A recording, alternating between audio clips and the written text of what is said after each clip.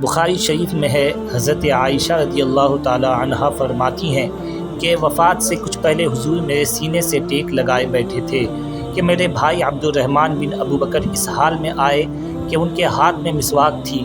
میں نے دیکھا کہ حضور صلی اللہ علیہ وآلہ وسلم عبد الرحمن کی طرف دیکھ رہے ہیں۔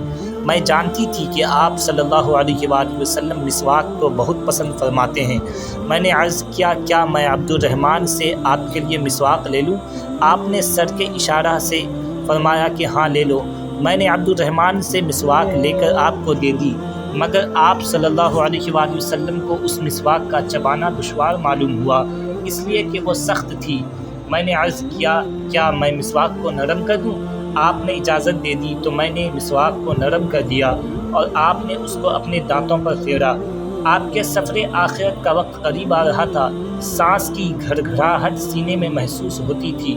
اسی درمیان میں لب مبارک ہلے تو لوگوں نے یہ الفاظ سنے، الصلاۃ وما ملکت ایمانکم، یعنی نماز اور غلام و باندی۔ مشکات شریف میں ہے کہ وفات کے دن حضرت جبرائیل علیہ السلام آئے تو ان کے ساتھ ایک فرشتہ اور تھا جو 1,00,000 ایسے فرشتوں کا افسر تھا، جن میں سے ہر ایک فرشتہ 1,00,000 فرشتوں کا افسر تھا۔ اس فرشتہ نے حاضر کی اجازت طلب کی۔ حضور صلی اللہ علیہ وآلہ وسلم نے جبرائیل سے اس کے بارے میں پوچھا۔ حضرت جبرائیل نے عرض کیا کہ یہ موت کا فرشتہ ہے، حاضر کی اجازت چاہتا ہے، اور آج سے پہلے نہ تو اس نے کسی سے اجازت طلب کی ہے اور نہ آئندہ اس کے بعد کسی آدمی سے اجازت طلب کرے گا۔ آپ نے فرمایا اس کو بلا لو، تو حضرت جبرائیل علیہ السلام نے اسے بلایا۔ اس نے حاضر ہو کر سلام کیا اور پھر عرض کیا، یا رسول اللہ، خدا تعالی عز و جل نے مجھے آپ کی خدمت میں بھیجا ہے۔ اگر آپ حکم دیں گے تو میں آپ کی روح کو قبض کروں گا، ورنہ چھوڑ دوں گا۔ سرکار اقدس صلی اللہ علیہ وآلہ وسلم نے فرمایا، کیا تو میری مرضی کے مطابق عمل کرے گا؟ موت کے فرشتے نے عرض کیا، ہاں مجھ کو یہی حکم دیا گیا ہے یا رسول اللہ، کہ جو کچھ آپ فرمائیں گے میں اسی کے مطابق عمل کروں گا۔ راوی کا بیان ہے کہ یہ سن کر حضور صلی اللہ علیہ وآلہ وسلم نے حضرت جبرائیل علیہ السلام کی طرف دیکھا۔ حضرت جبرائیل علیہ السلام نے عرض کیا، یا رسول اللہ، ان اللہ قد اشتاق الی لقائک، یعنی اللہ تعالیٰ آپ کی ملاقات کا مشتاق ہے۔ تو حضور صلی اللہ تعالیٰ علیہ وآلہ وسلم نے موت کے فرشتے سے فرمایا کہ جس بات کا تجھ کو حکم دیا گیا ہے اس پر عمل کر۔ بخاری اور مسلم میں ہے، حضرت عائشہ رضی اللہ تعالی عنہ فرماتی ہیں کہ جب موت کا فرشتہ حاضر ہوا اس وقت حضور کا سر مبارک میری ران پر تھا، آپ پر غشی طاری ہوئی، پھر ہوش آیا تو آپ چھت کی طرف دیکھنے لگے۔ اور بخاری شریف کی ایک اور روایت ہے کہ عین وصال کے وقت حضور صلی اللہ تعالیٰ علیہ وآلہ وسلم کا سر مبارک حضرت عائشہ کے سینے اور حلق کے درمیان تھا، اور قریب میں پانی کا ایک برتن رکھا ہوا تھا۔ آپ اس پانی میں ہاتھ ڈالتے اور ان کو چہرے پر پھیر دیتے اور فرماتے تھے، لا الہ الا اللہ، اور موت کے وقت سختیاں ہیں۔ پھر حضور آسمان کی طرف ہاتھ اٹھائے اور فرمانے لگے، پھر رفیق اعلیٰ، یعنی اے اللہ مجھے رفیق اعلیٰ میں کر دے، یا یہ مطلب تھا کہ میں رفیق اعلیٰ میں آنا چاہتا ہوں۔ اور ایک روایت میں ہے کہ فرمایا، اخترت تو رفیق الاعلیٰ، یعنی میں نے رفیق اعلیٰ کو اختیار کیا۔ یہی کہتے کہتے ہاتھ لٹک گئے اور روح قدسی عالم قدس میں پہنچ گئے۔ اللہ اکبر، انا للہ و انا الیہ راجعون۔ پورے عالم اسلام میں غم کے بادل پھٹ گئے تھے۔ سرکار اقدس صلی اللہ تعالیٰ علیہ وآلہ وسلم کی وفات سے اہل بیت اور صحابہ کرام رضوان اللہ تعالیٰ علیہم اجمعین کو جو صدمہ پہنچا وہ بیان سے باہر ہے۔ لوگ حضور کی محبت میں ہوش و حواس کھو بیٹھے، ان کی سمجھ میں نہیں آتا تھا کہ اب کیا کریں۔ حضرت عثمان غنی رضی اللہ تعالیٰ عنہ کی یہ حالت ہو گئی کہ ان پر سکتہ طاری ہو گیا، بولنے کی طاقت نہیں رہ گئی۔ حالت بے قراری میں ادھر سے ادھر آتے جاتے تھے مگر کسی سے کچھ کہتے نہیں تھے۔ حضرت علی رضی اللہ عنہ اس قدر غم سے نڈھال ہو گئے کہ ایک جگہ بیٹھ گئے اور ہلنے کی طاقت نہیں رکھتے تھے۔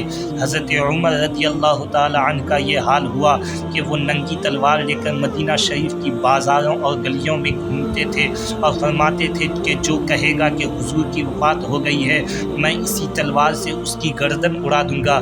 اور حضرت ابو بکر صدیق رضی اللہ تعالی عنہ وصال کے وقت چونکہ اپنے گھر پہ تھے، جب یہ خبر سنی تو روتے ہوئے اور با محمدہ کے نعرہ لگاتے ہوئے مسجد شریف میں حاضر ہوئے۔ دیکھا کہ صحابہ کرام حیران و پریشان ہیں، آپ نے کسی سے کوئی بات نہیں کی اور نہ کسی کی طرف متوجہ ہوئے، سیدھے حضرت عائشہ رضی اللہ تعالی عنہا کے حجرہ مبارک میں پہنچے، حضور صلی اللہ علیہ وآلہ وسلم کے مبارک چہرے سے چادر ہٹائی اور پیشانی انور کو بوسہ دیا، روتے ہوئے باہر نکلے۔ خدا تعالیٰ کا ان پر خاص فضل ہوا کہ حضور سے انتہائی محبت کے باوجود ان کے ہوش و حواس بجا رہے تھے۔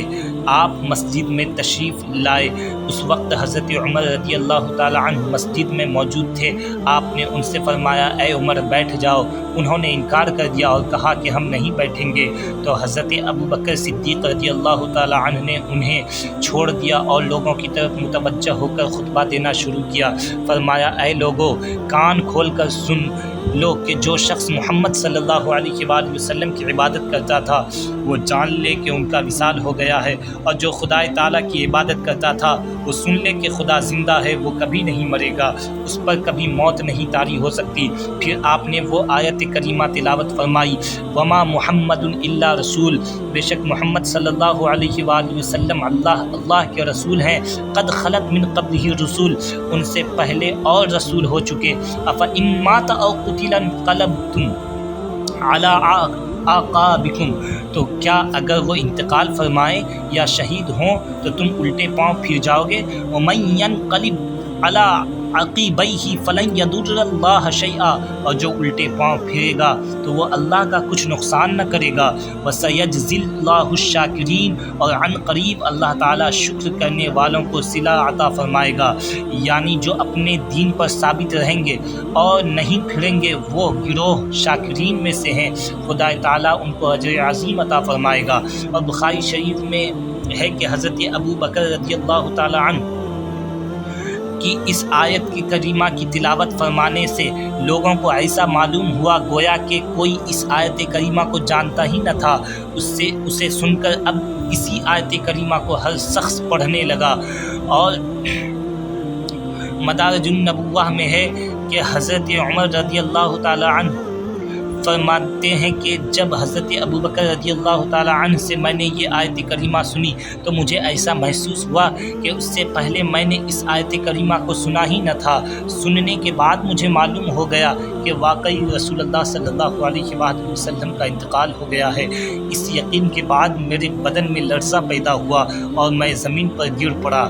اور حضرت ابن عمر رضی اللہ عنہما کا بیان ہے کہ گویا ہماری نگاہوں پر پردہ پڑا ہوا تھا جس کو حضرت ابو بکر صدیق رضی اللہ عنہ کے خطبہ نے اٹھا دیا۔ اسے سن کر اب اسی آیت کریمہ کو ہر شخص پڑھنے لگا جس سے لوگوں کو کچھ سکون حاصل ہو گیا۔ حضرت ابو بکر صدیق رضی اللہ تعالی عنہ نے جب قرآن مجید کی آیت کریمہ پڑھ کر سنائی تو اگرچہ اس سے لوگوں کو کچھ سکون حاصل ہو گیا لیکن اب اتنا وقت نہیں باقی رہ گیا تھا کہ اسی روز تجہیز و تدفین ہو سکے، اس لیے دوسرے روز سہ شنبہ یعنی منگل کو یہ کام انجام پایا۔ مدارج النبوہ میں ہے کہ وصیت کے مطابق جب عزیز و اقارب نے حضور صلی اللہ علیہ وآلہ وسلم کو وفات کے بعد غسل دینا چاہا تو آواز آئی کہ اللہ کے رسول کو غسل نہ دو کہ وہ پاک و صاف ہیں، انہیں غسل کی حاجت نہیں۔ آواز کس نے دی اور کدھر سے آئی؟ لوگوں نے بہت چھان بین کی مگر کچھ پتہ نہ چلا۔ معلوم ہوا کہ غیبی آواز آئی ہے تو بعض لوگوں نے چاہا کہ غیبی آواز پر عمل کیا جائے اور غسل نہ دیا جائے، تو حضرت عباس رضی اللہ تعالی عنہ نے فرمایا کہ ایسی آواز کے سبب کہ جس کی حقیقت سے ہم واقف نہیں ہیں کہ وہ کہاں سے آئی ہے اور کہنے والا کون ہے؟ ہم اسلام کے طریقے کو ہرگز نہیں چھوڑ سکتے۔ اللہ کے رسول صلی اللہ علیہ وآلہ وسلم کو ہم غسل ضرور دیں گے۔ اتنے میں پھر دوسری غیبی آواز آئی کہ اللہ کے رسول کو غسل دیا جائے۔ پہلی آواز ابلیس کی تھی اور میں خضر ہوں۔ حضرت خضر علیہ السلام کی آواز کے بعد جب لوگوں نے غسل کا ارادہ کیا تو پھر ایک دوسرا اختلاف پیدا ہوا کہ حضور صلی اللہ علیہ وآلہ وسلم کو ان کے پیرہان مبارک میں غسل دیا جائے یا دوسرے لوگوں کی طرح برہنہ کر کے نہلایا جائے۔ ابھی کوئی فیصلہ نہیں ہو پایا تھا کہ ایک طرف سے پھر غیبی آواز آئی، اللہ کے رسول صلی اللہ علیہ وآلہ وسلم کو برہنہ مت کرو، ان کو انہی کے پیرہان مبارک میں غسل دو۔ اب حضرت علی رضی اللہ تعالیٰ عنہ اور حضرت عباس، حضرت فضل بن عیاض، حضرت فضل بن عباس، حضرت قسم بن عباس اور حضرت اسامہ بن زید رضی اللہ تعالیٰ عنہم نے مل کر آپ کو غسل دیا، اور حضرت اوس بن خولی انصاری رضی اللہ تعالیٰ عنہ پانی کا گھڑا بھر بھر کر لاتے تھے۔ غسل کے بعد حضور صلی اللہ تعالیٰ علیہ وآلہ وسلم کی ناف مبارک اور پلکوں پر پانی کے جو قطرے اتر اور تری رہ گئی تھی، جوش عقیدت میں حضرت علی رضی اللہ تعالیٰ عنہ نے اس کو اپنی زبان سے چاٹ کر پی لیا۔ آپ فرماتے تھے کہ اس کی برکت سے میرا علم اور قوت حافظہ بہت بڑھ گئی۔ اشعۃ اللمعات میں ہے کہ غسل کے بعد حضور صلی اللہ علیہ وآلہ وسلم کو 3 سفید سوتی کپڑوں کا کفن دیا گیا جو یمن کے ایک گاؤں سحول کے بنے ہوئے تھے۔ اس کے بعد یہ معاملہ پیش آیا کہ رسول اللہ صلی اللہ علیہ وآلہ وسلم کو کہاں دفن کیا جائے۔ اس کے متعلق صحابہ میں اختلاف ہوا۔ ایک جماعت نے کہا کہ اسی حجرہ مبارکہ میں دفن کیا جائے جہاں آپ صلی اللہ علیہ وآلہ وسلم کی وفات ہوئی ہے، اور ایک گروہ نے مشورہ دیا کہ مسجد نبوی آپ کا مدفن ہونا چاہیے۔ بعض صحابہ نے رائے دی کہ جنت البقیع جو مدینہ شریف کا عام قبرستان ہے اس میں دفن کیا جائے، اور کچھ لوگوں نے کہا کہ بیت المقدس میں آپ کی قبر ہونی چاہیے، اس لیے کہ وہاں بہت سے انبیاء کرام کی قبریں ہیں۔ حضرت ابوبکر صدیق رضی اللہ تعالیٰ عنہ نے فرمایا کہ میں نے رسول خدا صلی اللہ علیہ وآلہ وسلم سے سنا ہے کہ ہر نبی وہیں دفن کیا گیا ہے کہ جہاں اس کی وفات ہوئی ہے، اور ایک روایت میں ہے کہ حضرت علی رضی اللہ تعالیٰ عنہ نے فرمایا کہ روئے زمین پر خدا تعالیٰ کے نزدیک اس جگہ سے بڑھ کر کوئی جگہ عظمت والی اور بزرگی والی نہیں ہے کہ جہاں اللہ کے رسول کا وصال ہوا ہے۔ اس گفتگو کے بعد تمام صحابہ کرام حجرہ عائشہ رضی اللہ تعالیٰ عنہا میں حضور کو دفن کرنے پر متفق ہو گئے، اور وہی جگہ قبر شریف کے لیے متعین ہو گئی۔ مشکات شریف میں حضرت عروہ بن زبیر رضی اللہ تعالیٰ عنہ نے فرمایا کہ مدینہ شریف میں 2 آدمی قبر کھودا کرتے تھے۔ ایک ان میں حضرت ابو طلحہ انصاری رضی اللہ عنہ تھے جو مدینہ شریف کے رواج کے مطابق لحد یعنی بغلی قبر کھودا کرتے تھے، اور دوسرے حضرت ابو عبیدہ بن جراح رضی اللہ تعالیٰ عنہ تھے جو عشر مبشرہ میں سے تھے، جو بغلی نہیں کھودتے تھے بلکہ شق یعنی صندوقی قبر بناتے تھے۔ حضور صلی اللہ علیہ وآلہ وسلم کے وصال پر صحابہ میں اختلاف ہوا کہ کس طرح کی قبر کھودی جائے، تو لوگوں نے آپس میں یہ طے کیا کہ دونوں صاحبوں کے پاس آدمی بھیجا جائے، جو ان میں سے پہلے آئے گا وہ اپنا کام کرے گا۔ حضرت عباس رضی اللہ تعالیٰ عنہ نے دعا کی، الہ العالمین، قبر کے بارے میں اپنے پیارے رسول صلی اللہ علیہ وآلہ وسلم کے لیے وہ صورت اختیار فرما جو تجھے محبوب و پسندیدہ ہو، اور قبر کھودنے والوں کے پاس بلانے کے لیے آدمی بھیجے گئے۔ تو پہلے حضرت ابو طلحہ انصاری رضی اللہ تعالیٰ عنہ آئے جو لحد کھودا کرتے تھے، تو انہوں نے سرکار اقدس صلی اللہ تعالیٰ علیہ وآلہ وسلم کے لیے بغلی قبر تیار کی۔ پھر اس کے بعد نماز جنازہ پڑھی گئی۔ نماز جنازہ کے متعلق اعلیٰ حضرت امام احمد رضا بریلوی علیہ الرحمہ فتویٰ رضویہ جلد 4 میں تحریر فرماتے ہیں کہ حضور صلی اللہ علیہ وآلہ وسلم کے جنازہ اقدس پر نماز کے بارے میں فقہاء کرام کی مختلف رائے ہیں۔ بہت سے علماء عام لوگوں کی نماز جنازہ کی طرح مانتے ہیں۔ وہ فرماتے ہیں کہ حضرت ابوبکر صدیق رضی اللہ تعالیٰ عنہ کے دست حق پرست پر جب تک بیعت نہ ہوئی تھی، لوگ فوج در فوج حجرہ مبارکہ میں آتے اور جنازہ اقدس پر نماز پڑھتے جاتے۔ جب بیعت ہو گئی تو ولی شرع حضرت ابوبکر صدیق ہوئے، انہوں نے جنازہ مبارکہ پر نماز پڑھی، پھر ان کے بعد کسی نے نہیں پڑھی، کیونکہ ولی کے پڑھنے کے بعد پھر کسی کو نماز جنازہ پڑھنے کا اختیار نہیں ہوتا۔ اور بعض لوگ کہتے ہیں کہ جس طرح نماز جنازہ عام طور پر ہوتی ہے، حضور کی نماز جنازہ اس طرح نہیں ہوئی، بلکہ لوگ گروہ در گروہ حاضر ہوتے اور صلاۃ و سلام عرض کرتے، جس کی تائید حدیث شریف سے بھی ہوتی ہے۔ بیہقی اور طبرانی وغیرہ میں حضرت عبداللہ بن مسعود رضی اللہ تعالی عنہ سے مروی ہے کہ رسول خدا صلی اللہ تعالیٰ علیہ وآلہ وسلم نے فرمایا کہ جب میرے غسل و کفن سے فارغ ہو جاؤ تو مجھے نعش مبارک پر رکھ کر باہر چلے آؤ۔ سب سے پہلے جبرائیل مجھ پر صلات کریں گے، پھر میکائیل، پھر اسرافیل، پھر ملک الموت اپنے سارے لشکروں کے ساتھ، اور پھر گروہ در گروہ میرے پاس حاضر ہو کر مجھ پر درود و سلام عرض کرتے جاؤ۔ جس حجرہ مبارکہ میں وصال ہوا، غسل و کفن کے بعد آپ کو وہیں رکھا گیا۔ لوگ چاروں طرف سے نماز جنازہ کے لیے ٹوٹ پڑے، لیکن چونکہ حجرہ مبارکہ میں جگہ کم تھی، اس لیے تھوڑے تھوڑے کر کے پہلے مرد حاضر ہوئے، پھر عورتیں اور پھر بچے۔ اس سبب سے بھی دفن میں تاخیر ہوئی، جس کو بعض ناسمجھ دوسری غلط باتوں پر محمول کرتے ہیں۔ بہرحال سب لوگ جب نماز جنازہ یا درود و سلام پڑھ چکے تو حضرت علی، حضرت عباس، حضرت فضل بن عباس اور حضرت قاسم بن عباس رضی اللہ تعالی عنہم نے آپ کے جسم اقدس کو قبر انور میں اتارنے کے بعد آپ صلی اللہ علیہ وآلہ وسلم کو قبلہ رو اور داہنے پہلو پر لٹایا۔ اور بعض حدیث شریف کی روایتوں سے معلوم ہوتا ہے کہ حضرت اسامہ بن زید اور حضرت عبد الرحمن بن عوف رضی اللہ تعالی عنہم بھی آپ کی قبر میں اترے تھے۔ مدارج النبوہ میں ہے کہ آپ کی قبر سے جو آخری میں نکلا وہ قاسم بن عباس رضی اللہ تعالی عنہما ہیں۔ وہ فرماتے ہیں کہ حضور صلی اللہ علیہ وآلہ وسلم کے چہرہ انور کی جب آخری زیارت ہم نے کی تو دیکھا کہ آپ کے لبہائے مبارک ہل رہے ہیں۔ ہم نے اپنا کان قریب کر دیا۔ برادران اسلام، قربان جائیں اپنے آقا، اپنے مولا حضور احمد مجتبیٰ محمد مصطفیٰ صلی اللہ علیہ وآلہ وسلم پر کہ وہ ہمیشہ ہم گنہگاروں کی فکر میں رہے۔ یہاں تک کہ حضرت عائشہ صدیقہ رضی اللہ تعالی عنہا فرماتی ہیں کہ امت کی گناہوں کے غم سے حضور کبھی پوری رات ایک بستر پر آرام سے نہیں سوئے، اور کبھی ایسا ہوتا کہ رات بھر ہم گنہگاروں کے لیے خدا تعالیٰ سے دعائیں مانگتے اور بخشش کے انتظار میں روتے رہتے۔ اللہ اکبر!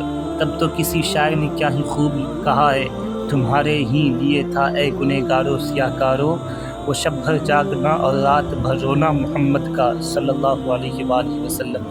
اگر کالی گھٹا چھا جاتی تو ہمارے مہربان آقا پیارے مصطفیٰ صلی اللہ علیہ وآلہ وسلم بے چین ہو جاتے، کبھی حجرہ مبارکہ میں آتے اور کبھی مسجد میں پہنچ کر امت کی حفاظت کے لیے دعا فرماتے۔ اگر آندھی آتی تو بارگاہ الہی میں سجدہ ریز ہو جاتے، دیر تک سر نہ اٹھاتے، عذاب سے معمون رہنے کی خدا تعالیٰ سے دعائیں کرتے، اور اس قدر روتے کہ زمین آنسوؤں سے تر ہو جاتی۔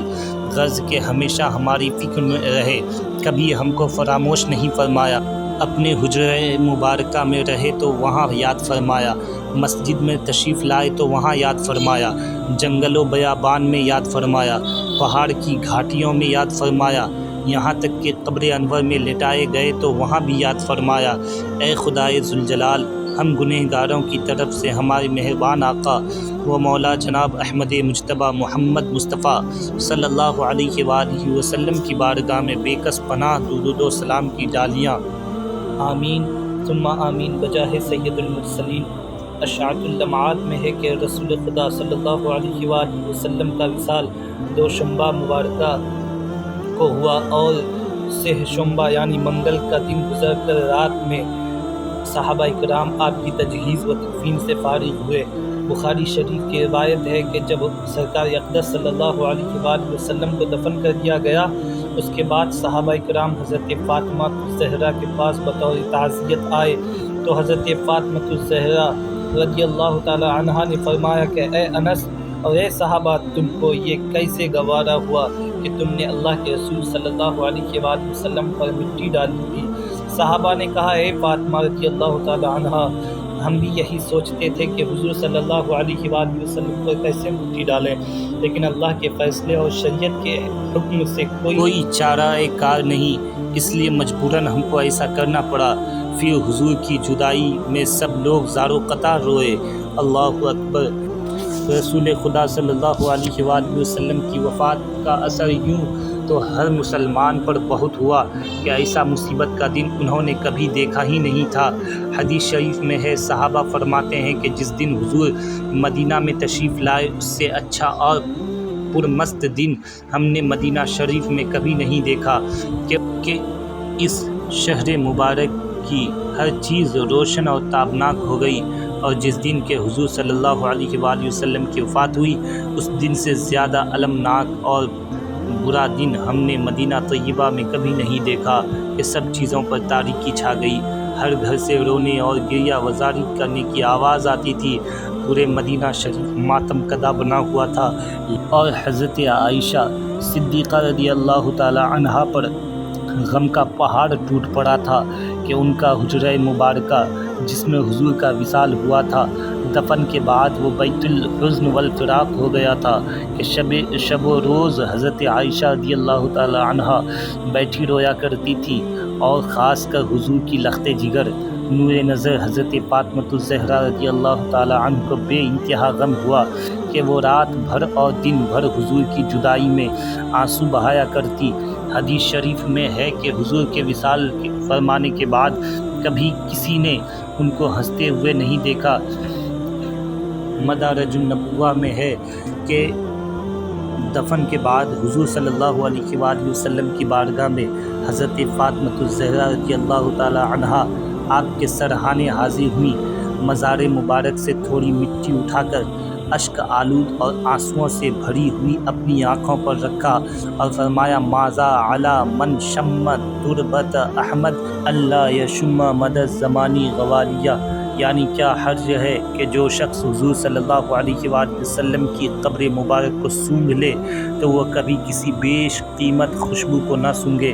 مطلب یہ ہے کہ حضور کی تربت انور سے ایسی خوشبو آ رہی ہے کہ جو شخص اسے سونگھ لے تو پھر کسی دوسری خوشبو کو سونگھنے کی اسے حاجت نہیں، اور فرمایا جس کا مفہوم یہ ہے کہ اگر یہ مصیبتیں روز روشن پر آ جائیں تو وہ ہمارے غم کے رات بن جائیں۔ یہ وصال نبی اکرم صلی اللہ علیہ وآلہ وسلم کا واقعہ جو کہ میں نے مختصر طور پر آپ کے سماعت کے حوالے کیا، یاد رہے کہ حضور صلی اللہ علیہ وآلہ وسلم کا وصال یہ ظاہری تھا، حقیقت معنی میں حضور زندہ ہیں، یہ ہم سب کا ایمان ہے، اور انشاءاللہ ان کے متعلق میں نیکسٹ ویڈیو میں گفتگو کروں گا۔ تب تک کے لیے خدا حافظ، فی امان اللہ، اپنا خیال رکھیے گا۔ ایسے ہی اسلامی معلومات اور مدلل واقعات کے لیے ہمارے چینل کو سبسکرائب کریں اور لائک کریں، شیئر کریں، اور اپنے رائے کا کمنٹ میں ضرور اظہار کریں۔